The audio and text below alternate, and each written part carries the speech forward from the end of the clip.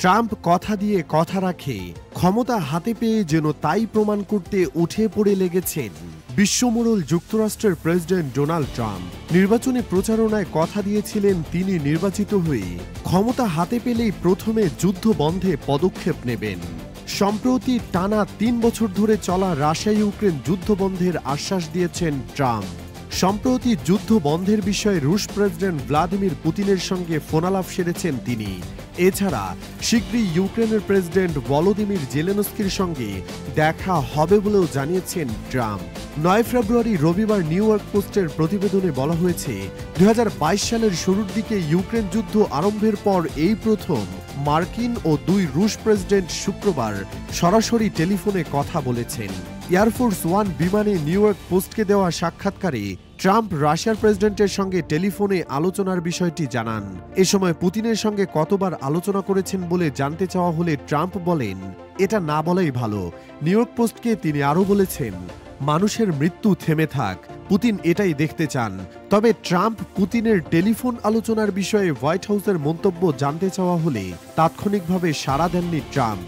এদিকে ক্রেমলিনের মুখপাত্র Dmitry Peskov রাশিয়ার রাষ্ট্রায়ত্ত বার্তা সংস্থা তাস নিউজ এজেন্সিকে বলেছেন, ভিন্ন ভিন্ন অনেক ধরনের যোগাযোগ হচ্ছে। নিউ ইয়র্ক পোস্টের প্রতিবেদনের বিষয়ে সরাসরি মন্তব্য জানতে চাওয়া হলে পেসকভ বলেন, এসব যোগাযোগ বিভিন্ন চ্যানেলের মাধ্যমে পরিচালিত হচ্ছে। আমি ব্যক্তিগতভাবে কিছু জানি না এবং সম্ভবত কিছু বিষয়ে অবগতও নই। আমি এটিকে নিশ্চিত অথবা অস্বীকার করতে পারছি না। আগামী সপ্তাহে একই বিষয়ে আলোচনার জন্য ইউক্রেনের প্রেসিডেন্ট ভলোদিমির জেলেনস্কির সঙ্গে সাক্ষাৎ করতে পারেন ট্রাম্প। ট্রাম্প নিজেই বিষয়টি জানিয়েছেন, কিন্তু তাদের সাক্ষাৎ মুখোমুখি হবে নাকি ভিডিও কনফারেন্সে হবে তা স্পষ্ট করেননি তিনি। এছাড়া তিনি আবারও রুশ প্রেসিডেন্ট পুতিনের সঙ্গে সাক্ষাতের আগ্রহ প্রকাশ করেছেন। আবার এদিকে সাহায্যের বিনিময়ে ইউক্রেনের খনিজ সম্পদের ভাগ চেয়েছেন ট্রাম্প। তার সেই প্রস্তাবের সূত্র ধরে জেলেনস্কি জানিয়েছেন, তিনি যুক্তরাষ্ট্রকে খনিজ সম্পদ দিতে রাজি, তবে বিনিময়ে ওয়াশিংটনকে ইউক্রেনের নিরাপত্তা নিশ্চিত করতে হবে। পাশাপাশি তিনি যুক্তরাষ্ট্রের নির্দেশনায় রাশিয়ার সঙ্গে যুদ্ধ বন্ধেও রাজি।